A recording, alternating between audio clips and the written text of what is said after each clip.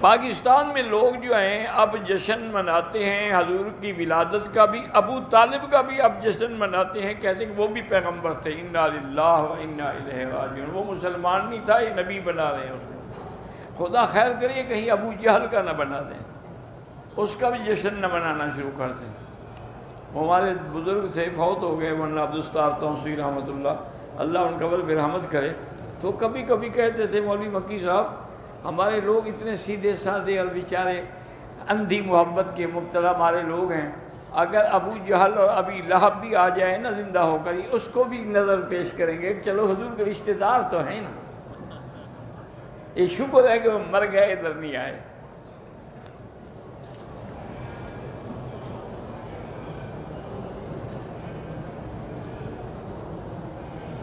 ہماری شادی کو 13 سال ہو گئے ہیں، ڈاکٹر یہ کہتے ہیں کہ تمہارے مرد کا جو نطفہ ہے، جو پانی ہے، وہ عورت کی شرمگاہ میں اگر انجیکشن کے ذریعے رکھا جائے تو اولاد، اس لیے کہ وہ خامد کمزور ہے، وہ پانی اندر پہنچا نہیں سکتا، تو اگر اسی کے پانی کو ڈاکٹر انجیکشن میں لے کے رکھ دے تو کوئی بات نہیں، وہ تو اسی کے خامد کا نطفہ ہے۔